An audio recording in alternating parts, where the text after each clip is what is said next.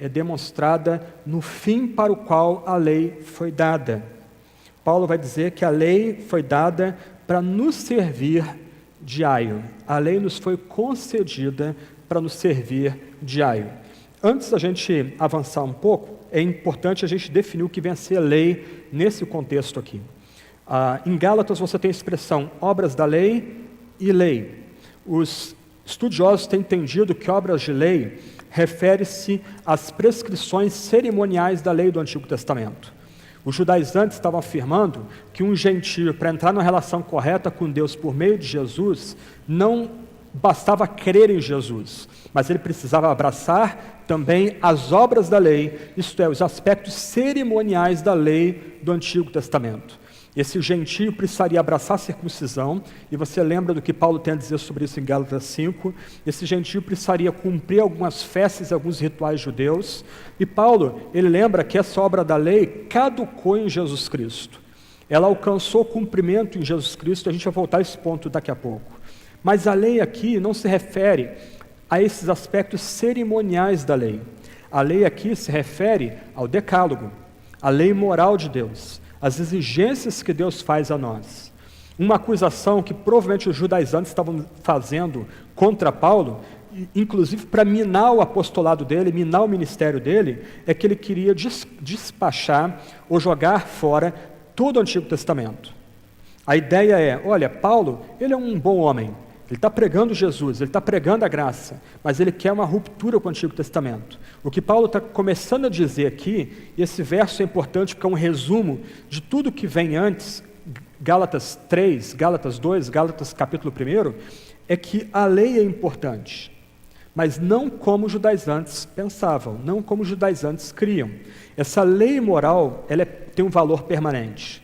Porque grego também, e a gente está falando aqui do ambiente latino, esse homem, ele teria não só o dever de levar essa criança para a escola, de carregar os livros dessa criança, e de depois tomar as notas que essa criança estava aprendendo na escola e ver se ela estava aprendendo direito, mas esse pedagogo, esse aio, poderia usar, inclusive, a disciplina física para ajudar essa criança a aprender. Os irmãos e irmãs aqui com mais experiência devem lembrar da palmatória. A ideia da palmatória vem justamente da ideia do aio. Uma criança que não soubesse tabuada há 30, 40 anos atrás, ela errasse lá a tabuada, ela teria que oferecer a mão para o professor e vir o professor com aquela palmatória para acertar a mão dele. A ideia de Paulo é justamente essa. Alguns de vocês devem ter lembrado disso e garanto que não foi uma boa lembrança. Mas a ideia de Paulo é justamente essa. A lei moral, ela tem valor. Paulo, o grande apóstolo aos gentios, não está descartando a lei, mas colocando no seu devido lugar. A lei, então, é nosso aio. A lei, então, é esse professor rude, duro, que nos ensina como a lei desempenha esse papel de aio. Como a lei age como esse guia, um guia até severo que machuca a gente. E se você notou o texto, nos machuca a gente para nos levar a Jesus. Um ponto que a gente precisa destacar aqui é que a lei, como aio, descobre e revela as nossas transgressões, os nossos pecados e as nossas iniquidades. Por exemplo, Paulo em Gálatas 3, verso 19, numa outra tradução, ele vai dizer que a lei foi dada para mostrar o que é contra a vontade de Deus. A lei é dada, a lei é revelada pelo próprio Deus no Sinai e depois confirmada ao povo em Deuteronômio, dada no Êxodo, depois confirmada em Deuteronômio, e a lei permanece no Antigo Testamento para revelar que somos todos pecadores, para revelar que somos todos transgressores, que nós amamos pecado, nós amamos transgressão, estamos em rebelião contra Deus, contra o próprio Deus. A lei foi dada para mostrar o que é contra a vontade de Deus. E o que Paulo quer afirmar aqui é que essa lei moral dada lá no Antigo Testamento permanece no Novo Testamento e permanece entre nós hoje como uma forma de lembrar que todo o nosso pecado é um pecado fundamentalmente contra o Deus vivo. É uma ofensa, é um escárnio, é um ato de rebelião contra o Deus vivo. Paulo, em Romanos 4,15, vai dizer que onde não há lei, também não há transgressão. A ideia aqui que Paulo quer transmitir a um outro público, aos crentes da igreja em Roma, é que onde as pessoas não sabem o que é a lei moral, o pecado não vai aparecer. Nota, não é que o pecado não exista, mas as pessoas não vão ter consciência do que é pecado se essa lei moral não for colocada diante das pessoas como aquele padrão que mostra o que é de fato transgressão, o que é iniquidade e pecado. Em Romanos 5:20, Paulo vai dizer que a lei veio para aumentar o mal.